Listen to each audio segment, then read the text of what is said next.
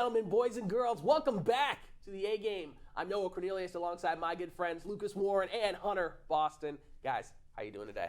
Very excited to be back on yet another episode of the A-Game. Yeah, I just got off the radio, and I'm going to talk sports with you guys, so I'm pretty happy. Hey, from one broadcast media to another. Now, let's get into the sports. There have been two App State football games since our last episode. What have you guys thought about this team, this Mountaineer team, over the past few weeks? Yeah, 2 games, both away, 1 loss, 1 win. I'm going to go look at the loss first. Going to Laramie, Wyoming against the Cowboys.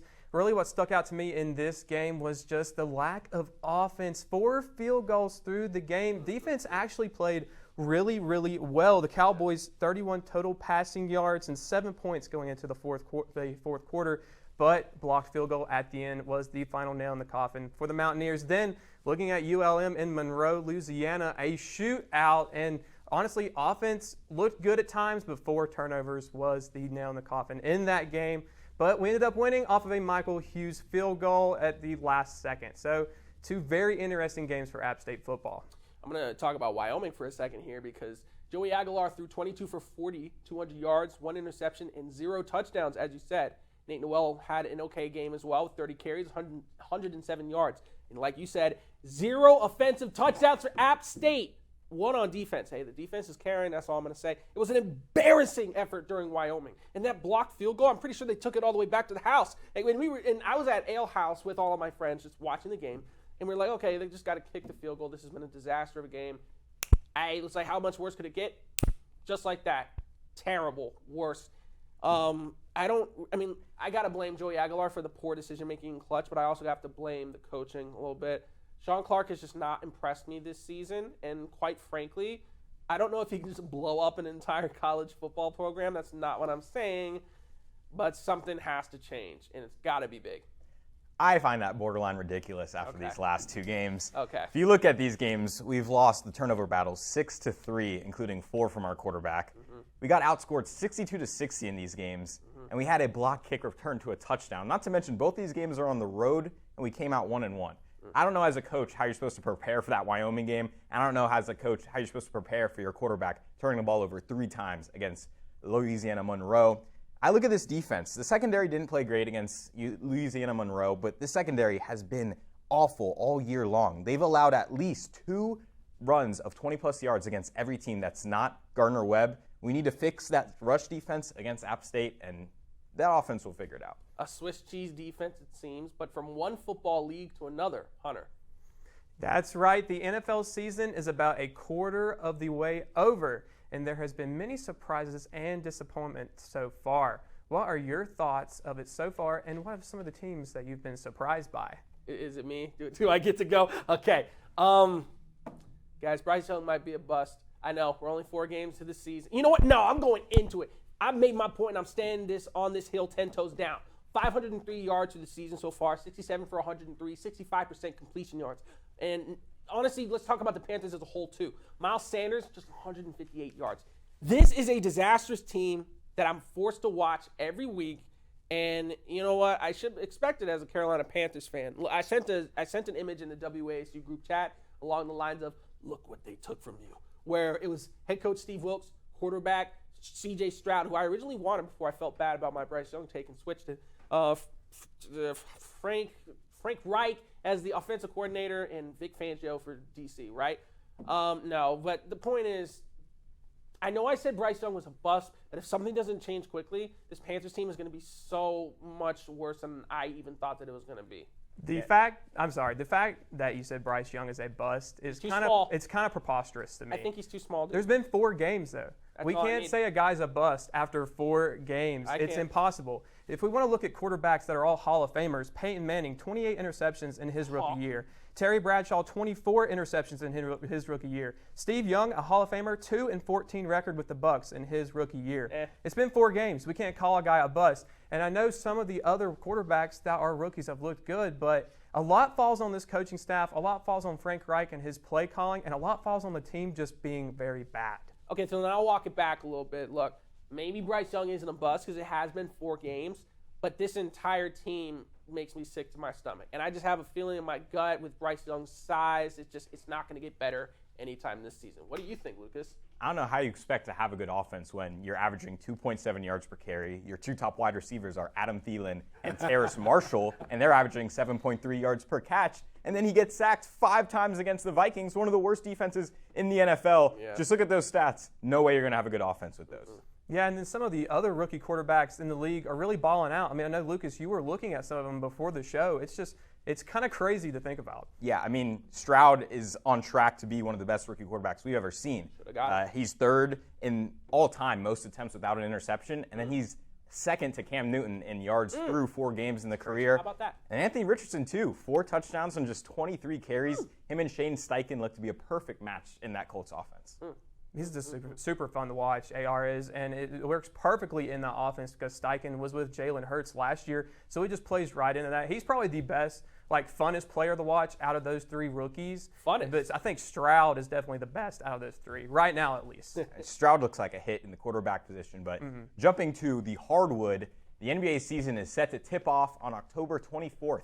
And with the season swiftly approaching, we have seen some big trades over the past week. What impact will this have on these teams, and what teams do you have big expectations for? The Lakers. No, okay, I'm going to be serious this time. Look, man, the Celtics just traded for a 33-year-old Jrue Holiday. And even though Jrue's skills on the floor are solid, it's the whole reason why they got them. Lucas, you and I were talking about this on Saturday. They traded a lot of depth for it. I personally didn't like the trade. They got rid of Brogdon and Robert Williams III. I mean, yes, they still have Kristaps Porzingis, who they acquired in the offseason, but, in the trend recently where teams have been trading all of their depth to get a star, obviously it's hit or miss, but for the most part, it feels like it's been a mess. When the Lakers traded for Russell Westbrook, disastrous. When the Nets traded for Kevin Durant, James Harden, to put them with Kyrie Irving, disastrous. Even when they got Ben Simmons and they were like, we'll get him back to strength, disastrous. I don't like this move personally because the Celtics were already a finals tier team without Jrue Holiday. So now they just traded Robert Williams and their other players to get Jrue Holiday, who's 33. That window's already short. I don't know, man. But hey, I like the Bucks. I mean, hey, Dame and Giannis, finally. But is Dame's prime over? I don't know. We'll check. We'll see very soon.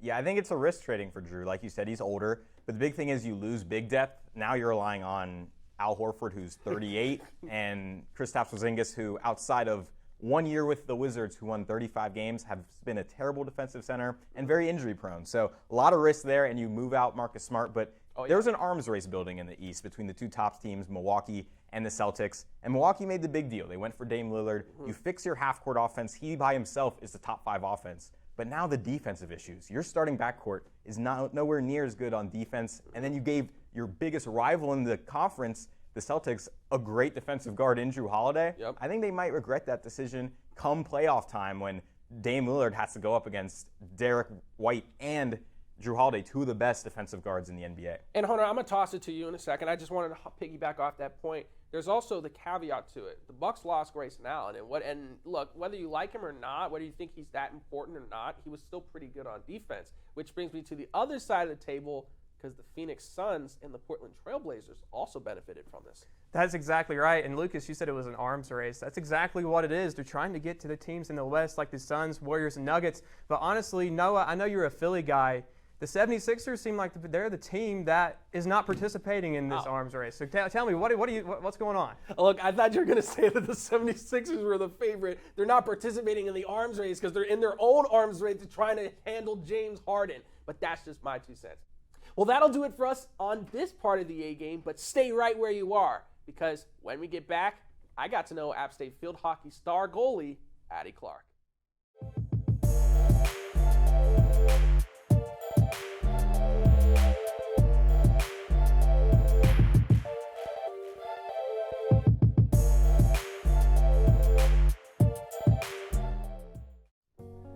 Welcome back to the A game. Today we have a very special guest from App State Field Hockey. We have the one and only Addie Clark. She's a prolific goalie, but not a lot of people know about her off the field. Addie, welcome. How are you doing? I'm good. How are you? I'm doing good. It's 8 a.m. We were just chopping it up about the field hockey season so far, but I won't waste too much of your time. Let's get right into it. So, as I was saying, people know Addie Clark on the field, but who is she off of it? What makes Addie Addie? That's a big question, I guess. I love the arts. I've been very involved with the visual arts since I was a kid, and I'm now studying art management.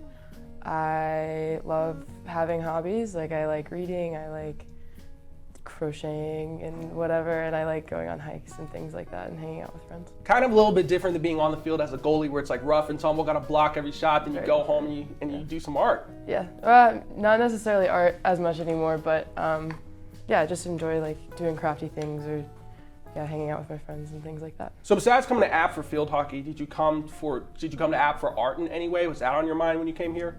Yeah, App State has a really unique art management program, and it's run by a very well-known person in the field, Jody Servan. And so that, to me, as someone that had been involved in the arts, was something that really appealed to me about the university. So I've got other questions in mind about field hockey, but kind of keeping on this topic, after you're done with your playing career, do you see yourself going in art full time? Just walk me through that.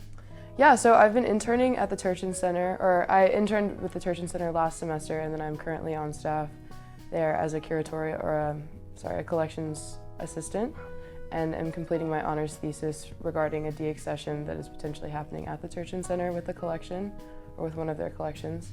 And then from there, I'm really looking to go into art law, so dealing with some cultural heritage repatriation and potentially artist rights and things like that. That's awesome. No, seriously. So am I going to see you at the Smithsonian someday? If I'm really good. So we'll see. So let's shift towards the field hockey aspect. What got you into field hockey in the first place?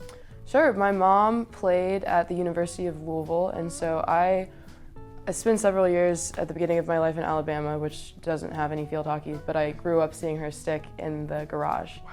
And I was always really fascinated by that and like kind of drawn to it because I knew she was really good. She was a 3-year MVP. Wow. She came on as a walk-on and ended the last 3 years of her career with a full ride. So it does run in the family. Yeah, absolutely. Wow. So, and speaking of running in the family, you have 2 sisters who are also on the App State field hockey team, if I remember correctly. What is it like playing alongside your sisters? It's really fun. I think we're all very defensively minded in the sport. So I'm a goalkeeper, and then they're both defenders. And so not only do I get to just play with them, but they're also very close in position to me. So it's really fun. Speaking of the team, these are kind of like your sisters. You play alongside them. You've played alongside them for 4 or 5 years now. It's kind of crazy to think about. One of the craziest things that happened in App State field hockey was you guys went on a 10-game winning streak on the way to the MAC championship, and you guys made an appearance. Walk through that. What was it like being a part of that historic moment? It was really special, and it's not something that you think about a lot when you're in the moment because we were just taking it game by game. But we lost to a really tough in-conference game, I think on September 30th. And after that, we just said we're not going to lose anymore. Like we know that we're good. There's no reason for us to lose again like that. And so for 10 games we didn't, and that was really special. And I think there was just a lot of camaraderie between myself and my teammates, and we were all very centrally focused on one goal, and that was to win the MAC championship. So. And there was also another moment in recent years where you guys played against Ball State in a 2 overtime game. I know one of my friends, shout out Carly Sioko, good friend of mine. She was playing in that game, but 2 overtime game. Just walk us through that. I'm sure you must have been tired. Yeah, well, so I don't feel like goalkeeping is a particularly physically taxing position. It's very mentally taxing, especially that game where I wasn't getting a lot of offensive pressure. There would just be like high moments of pressure, and that's when as a goalkeeper you have to be ready and have to be on top of your game. But yeah, 2 overtimes. one game can already be fairly stressful, and then in field hockey it's sudden victory. So whoever scores first wins. We went into the first overtime. I think I had like 1 to 2 saves in that, and then I was also really cold because I was a cold night. I'm just down there and not getting any I wasn't getting any action, and so I was getting really cold, and I would just remember like a girl shooting and being like, I have to stop this right now. I felt like my body unfreeze. And then Anna and Freddie just had a beautiful goal. I'm friends with the Ball State goalie. She had a phenomenal game, so that was. She like in your face. She had such a good game. It was such a good game, but yeah. And then my favorite part about that game was everyone rushes the sideline, or everyone rushes Anna and Freddie from the sideline. And then my center back, Grace Ball, came down and we ran to each other and hugged each other and everything like that, which you don't get to see on film, but it's probably one of my favorite moments from my career. Speaking of moments I'm not going to say you're approaching the end of your career, but you're one of the most tenured people on this team. You know, we lost players like Freddie Stegan, Anna Sorelli, and now you're one of the most tenured players on the team. What does it mean to be a leader for this App State team going into a new era? It's very special to me just because I have been on the team for so long and I have played so much and given so much to App State field hockey. And so I feel very fortunate to be in this position and to have this opportunity to lead a team that's a little younger and a little less experienced than previous teams that I've been on, as well as, just creating new relationships on the field and trying to help people see the game in new ways and learn new things. Now, one of the last questions I have for you is, what do you want your legacy to be at App State? Field hockey, art, what do you want it to be? It can be anything, by the way. I know that's a loaded question. Yeah, I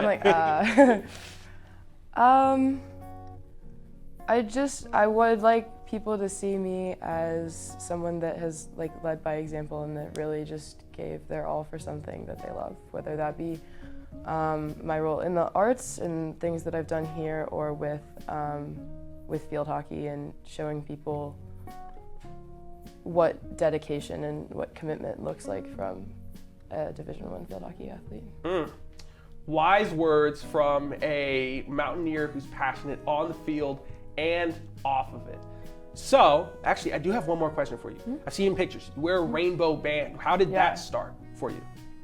Yeah, so pride bands are things that have gained a lot of traction at the international level. There was last year when my co-captains and I made the decision to wear the pride bands, there was a lot of controversy surrounding the FIFA World Cup and it being in Qatar, which is not a country that is accepting of the LGBTQ community, and so there were a lot of other Division I teams that were picking up the kind of joining the movement just by wearing the pride bands, and that was something that we have a very inclusive environment on our team, and that was something that was really important for us to demonstrate with the bands as well and joining that movement. Yeah, I mean, it's just one of those little things you see in photos going by, and I saw it and I was like, it's important to have that representation. I'm a person of color and I work in NASCAR, so you can imagine the dissonance between that. Yeah. So the point is to have that representation, to use your platform to further that of those who might not even have one. That's really strong. Thank you. So that's it for us here on this special segment of the A Game. Addie, it's been a pleasure. I hope to see you in more games this season. Thank you, likewise. Stay right where you are, because we'll be back with the A Game. Life is a journey. We're told that there are mountains and valleys before us. A mountaineer trudges through. Where others see an obstacle, a mountaineer sees an opportunity. A mountaineer climbs tomorrow's mountains today. So what is a mountaineer? A mountaineer is you.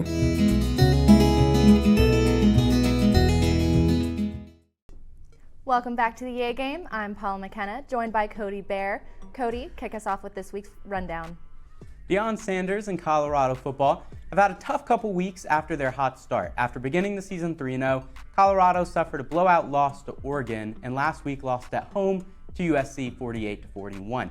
They did not have Travis Hunter for both of those games. Was the big start from Colorado a fluke, or is it still a good football team? I'm a fan of Deion, so I'm going to say they're still a good team. They almost had to come back. If they have a few bumps in the road, it doesn't make them a bad team. What do you think?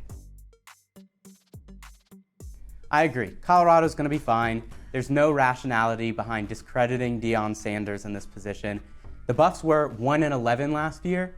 They already have 3 wins. Just making a bowl game was going to be a success this season. He's going to do that, and they're going to be fine. Next year, they'll probably get better and better and contend soon.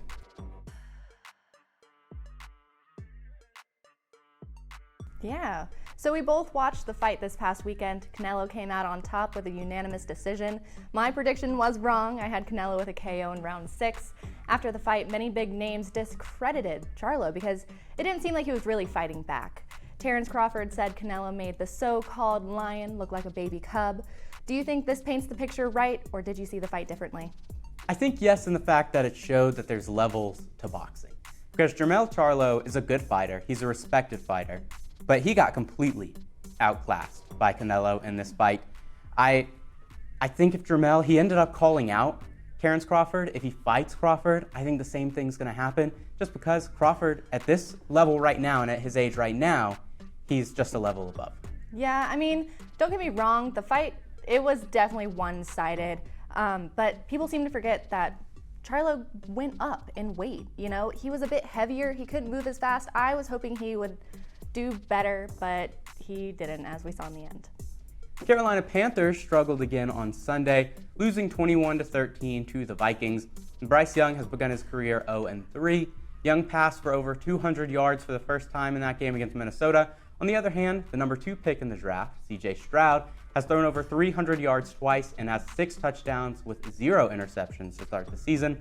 Should the Panthers regret drafting Young over Stroud? You know, I don't think so. Why would you turn your back as soon as the season starts, you know? He still has time to grow. He still has time to mature as a player. What do you think?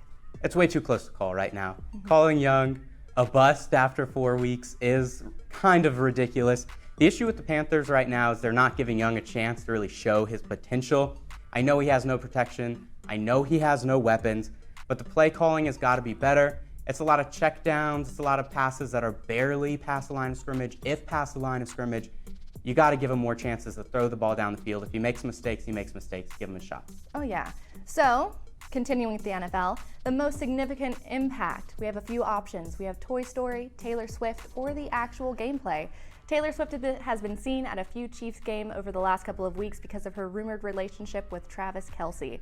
With T Swift's name being brought up in the NFL, the Swifties have been tuning in. Not only are the Swifties watching, but so are the kids. The Falcons and Jaguars were featured on a Toy Story football game, Fun Day. Who had the bigger impact on the NFL?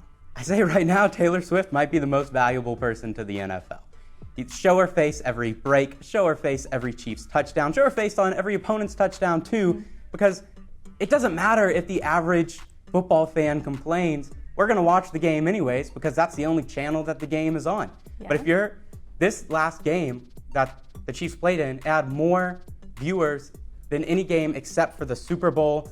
Speaking of T-Swizzle, it's your 22nd birthday, 22 years, so you got to be going with her here, right? It is. I am. Or Toy Story, you know? Not the game. Sorry, not the game. Last weekend, the New York Liberty defeated the Connecticut Sun in Game 4 of their semifinal matchup to advance to the WNBA Finals. WNBA MVP Breanna Stewart and the Liberty will now face the defending WNBA champions, the Las Vegas Aces. The Aces are led by last year WNBA MVP Aja Wilson.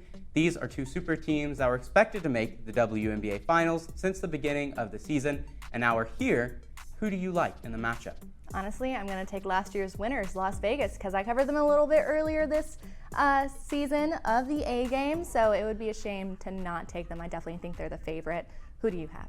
I agree with you. The Aces are a super team. They're going to ball out like one. Aja Wilson, Kelsey Plum, Candace Parker, Chelsea Gray. This team is stacked. They got Becky Hammond coaching the team. I think they win again. Oh, yeah. So let's be honest. A lot happened for the NBA Media Day. I'm unsure which moment takes the cake, but we have some options. Let's see. There was Damian Lillard to the Bucks, Giannis reacting to Damian joining the Bucks, Booker repping the Chucks, LeBron back in number 23, Chris Paul with the Warriors, or even just Jimmy Butler's new hairstyle. It all is a lot to take in, and I'm not sure what to start with. Cody, what is the moment from Media Day for you? The moment for me was something we didn't see at Media Day, which is James Harden. Once again, the 76ers have a cancer in the locker room that they're trying to stick with. It's James Harden. If you're Philly, you know Embiid's watching right now. Damian Lillard is going to the Bucks. The Celtics are making moves to get better, and right now, is it just going to be Embiid and Tyrese Maxey? The time is ticking if you're the 76ers. Do you have a favorite moment from Media Day? Oh yeah, obviously it's Jimmy Buckets. I mean, who wouldn't like that? Or, Booker in the Chucks. It's a good moment, The MLB playoffs have begun and have been set. The Orioles have the #1 seed in the American League, followed by the Astros and Twins. The Rays and Blue Jays snuck into the wild card, sending 3 teams from the American League East into the playoffs. In the National League, the Braves and Dodgers got the bye, followed by the Brewers, Phillies, Marlins, and Diamondbacks. Who is your favorite team to win the World Series? I planned a whole response to it about the Yankees and 2000s, but I'm going to go with the Orioles. So who do you have? I like it. They have a magical season right now, but I like the Braves a lot. They've been playing like a complete team the entire season. There's no holes on this team. Ronald Acuna Jr. has been fantastic. I think it's going to be really, really tough to beat this team in 3 or 4 games. I don't think it happens. I like the Braves a lot to win the World Series. Oh yeah, so when we hear of gymnastics, there is one name that sticks out more than others, Simone Biles. Most of us know her story and what she means to gymnastics in the United States, but she just keeps setting the bar higher and higher. She started off in October by competing in her first international tournament since the 2021 Olympics in Tokyo. Not sure if you all knew this, but before this last event, she had 4 skills named after her. She now has 5. She's a trailblazer for gymnastics, and I hope to see her in the 2024 Olympics. Do you think she will compete? I think she will. Biles was struggling with the twisties, a mental block where you're going through and you can't do some of the twists that you're usually able to do. You're not 100% sure where you are in the air. That can be incredibly, incredibly dangerous, so it makes sense that she dropped out when she did, but I think she'll be back and as good as ever in 2024. Oh yeah, I mean, I do think there was a little bit more than that in her terms of confidence and scoring, but I definitely want to see her there. Georgia struggled once again on Saturday, only scraping by Auburn with a 27-20 win. The Bulldogs never led the game until the 4th quarter, meanwhile, Michigan beat Nebraska on the road 45-7, and Texas beat a ranked Kansas team 40-14. Nonetheless, Georgia is still ranked #1 in the nation going into tomorrow's games. Do you agree with that ranking, or should we have seen Michigan or Texas or someone else in that top spot? Yeah, I don't agree with the rankings at all, I'm going to go with Michigan in the top spot maybe. Definitely not Georgia, but I am biased. I don't like Georgia, so who do you have? I'm not biased, but I agree with you because Georgia, they struggled, and they're struggling to cover the spread. They're struggling to beat teams by as much as people think that they're going to. They're not dominating teams that they frankly probably should dominate. Meanwhile, Texas, huge win, 40-14 against a ranked team is fantastic. They have that big signature win against Alabama. I think right now, when you look at their resumes, Texas should be the one that is #1 in the country. I've gotcha, especially with beating Bama, because they have an empire, and I am so glad to see it falling. So, as our final story, it has to be about the NHL. I talked about October being the best month because of the sports going on, and the NHL preseason started. There are some teams to look out for. We, of course, will be paying attention to the Hurricanes, Avalanche, Bruins, and the Lightning. The Knights won last year's Stanley Cup, but who is going to take it this year? Teams that are projected to make it far are the Maple Leafs, the Lightnings, Hurricanes, Avalanche, and the Oilers. So, of course, all big names. Cody, who is your favorite for this upcoming NHL season? We hear it a lot, but I gotta go with the Carolina Hurricanes. 2 of their best players last year, Andrei Svechnikov and Max Pesce, got hurt right going into crunch time, going into the playoffs, and then Pesce got hurt during the playoffs. They still made it to the conference final until losing to Florida. I think if they're healthy, which is a big if, knowing this organization and their history recently, but if they are healthy, I think they win it all. Oh yeah, I mean, my team, not a big team. Rangers, not doing too hot, but I hope they go pretty far this year. Thank you for joining us on this week's episode of The A-Game. Make sure to follow AppTV Insta on Instagram. With fall break coming up at the school, we will be taking a short break. Be on the lookout for our next episode airing on October 27th.